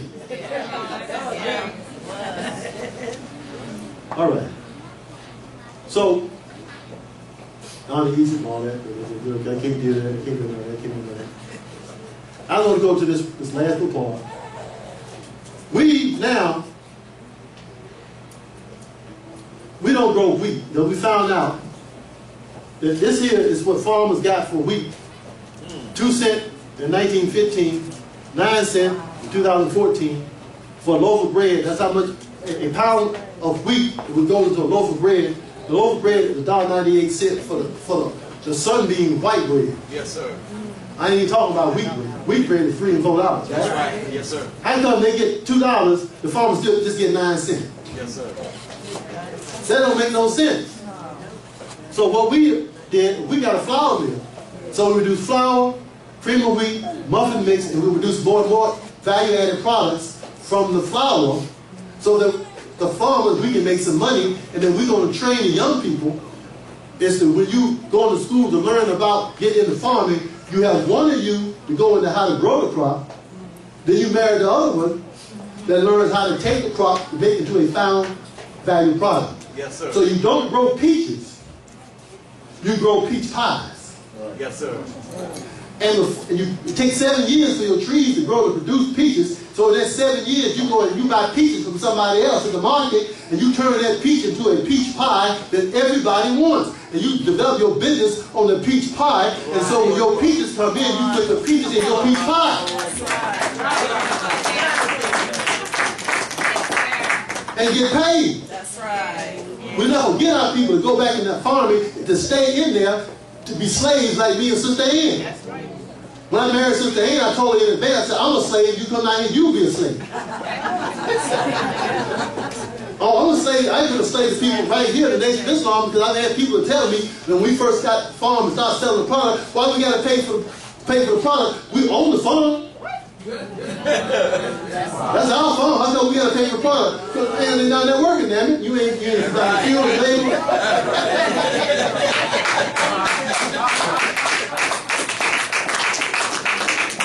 You know what land produce on its own? Weeds. That's right. You leave land alone and turn it back into weeds. That's right. All right? So, now somebody got to do all that. You got to pay them. Oh, I see. You don't think you should pay me and Sister Ann. Oh, I see. Somehow you think you are.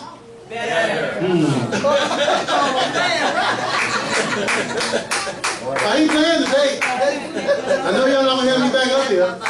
I ain't playing today. Graduation. So we got a staple goods product. Why we got a staple goods product? So we grow stuff, we change it into value added, but we couldn't move it around the country because nobody would order enough, I mean, I've been drove, me and my wife, we put 25,000 miles on a truck in 1 month. I told the minister about it. The minister said don't do that. Right. So now, y'all got to go get it. Or we got to figure out a way to get it to you. But you don't want to pay. So we got to figure out a way to reduce the prices so you can get it, so you pay. So we put like David beans, all this other stuff around the flour and the cream of wheat and the muffin mix. We put around it so that the whole weight of the panel is now 500 pounds. So now we can put it through the system of the less than truckload and move it from here all the way to the West Coast and charge everybody the same price. And those prices are below the store prices. That's all right. See, we're supposed to be scientists, right? Yes, sir. We just think being a scientist is sitting away and trying to figure out what, how many wheels can you get, So support the Muhammad Economics Blueprint. Okay? Go to economicblueprint.org so we can buy more farmland. And grow more farmers. And pay them. Yes, sir. Oh, by the way, you know that you are paying twice for your food. Yes, sir. You pay for it at the store, That's and you pay for it to do subsidies that the white farmers get out of your tax money that you don't even know about. That's right. Agriculture is only second to the military in terms of money coming out of your pocket. Because agriculture is a military. Because through food production, they're able to destroy whole nations. That's right. They'd have a boat full of corn, full of soybeans, sitting out in the ocean off the coast of Africa, waiting for the farmers to harvest their crops and to bring it down to the cities. And then the boat would come in and give everybody free food. That's called PL 480. Look it up. Listen. PL 480. So they destroyed the farmers in Africa, to where they moved down to the city too to get the free food. Why work all that time? They get the free food down in the city. Of course, they spiked it. Yes, sir. That's why they hate Mugabe. So Mugabe wouldn't allow it into the country. Then he decided to, then he ground it up so they couldn't use it for seed, so they would not completely contaminate the corn and the soybeans they already had. So I got a lot I could talk about. And it's fun. I'm having more fun than y'all, by the way. Thank y'all for listening. Okay. Go to Muhammad Farms, NYMOA.com, MuhammadFarms.com, and to Blog Talk Radio, Time to Lead. We have Brother Carlton. Will you stand up a minute? Brother Carlton is the host for the Blog Talk Radio program. He's an expansion. 5 years ago, brother? Yes, sir, 5 years ago. 5 years ago, moved from Oakland, California. Moved his whole family into Bromwood, Georgia. And now he has a successful business. She has a successful business. They have a nice house. Is it a nice house? She was the sister who said last night. They have a nice house, fenced in all around, in a ranch style. How many bedrooms? 4. 4 bedrooms? Okay. Okay, I mean, so I don't know why y'all live in matchboxes on top of one another, you know. I guess y'all like it like that. I guess y'all like taking 2 hours to get to the job. I guess y'all like, you know, the police brutality. I guess y'all like, you're afraid to go out at night. I guess y'all like, you can't go across the street in the park because you're afraid. I guess y'all like that. But when you get tired of that, y'all come on out. So look, from 1990 to 2000, 579,000 black folks moved back from the north, Midwest, and the west into the south. That's right. That's right. That's from 1990 to 2000. Is it increased now? Yes, sir. How many of y'all is from out of Georgia? And the trap. 1, 2, 3, 4, 5, 6, 7. Have y'all in here? See, the reverse underground railroad is in effect. Yes, sir. We just ain't organized yet. That's right. When we get organized and start doing things politically and economically, then we can take over these southern states, one county at a time. Yes, sir. Okay? Ain't no mystery, God. It's going to take some while. But see, well, hell, by the time we do all that, I'm going to be dead. We could be dead anyway. That's all right. Don't you want to do something before you die? Don't you want to be a part of something that's going to live forever? Right. Don't you want to be a part of something that the world's going to look back and say, it was them down there Right. that made it happen? Right. Under complete impossible odds. When you want to be seen like that? I do. Yes, sir. That's why I work hard, but the real reason I work hard, I came even back for the minister in 1993.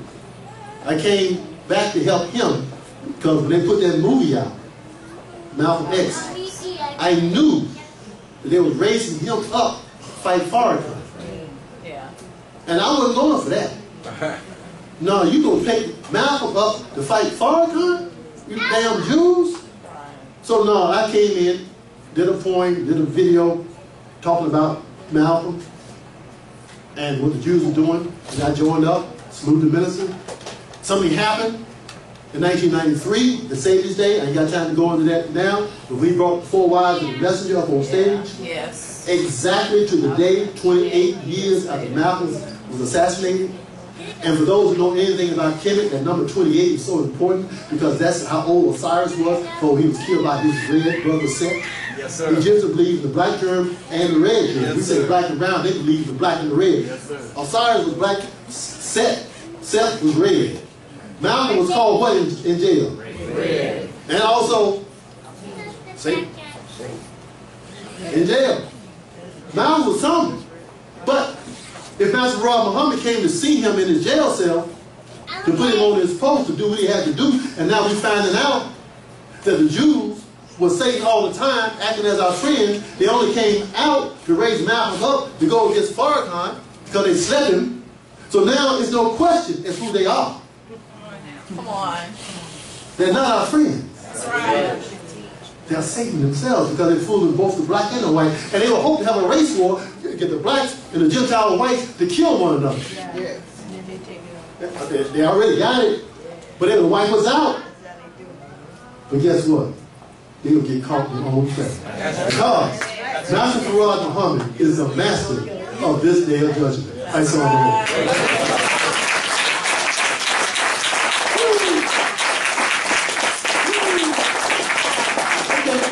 I think I made it. I skipped a lot, but I consider myself making it. Yes, sir.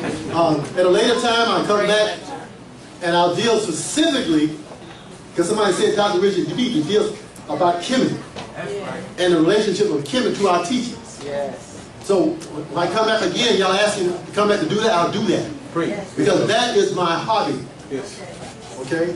And of tying that together, because that's my base. Kemet is my base, but it's those three men's love for each other and us, that's my faith. Yes, sir. Okay? I'm trying to be like that. I want to be like Farrakhan. I want to stop cussing so much. Yes, sir.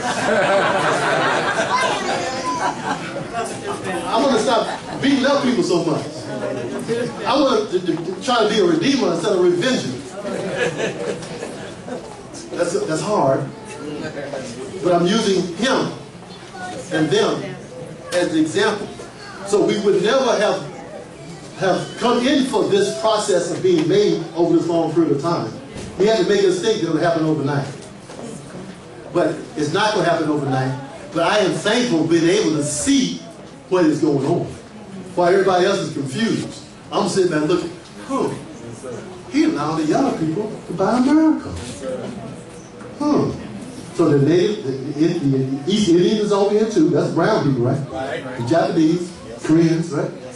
So they gonna run it, and then one day, Dr. Farad Muhammad will flip the switch, click, give them 8 states, and they will say, yes, sir. Assalamu alaikum.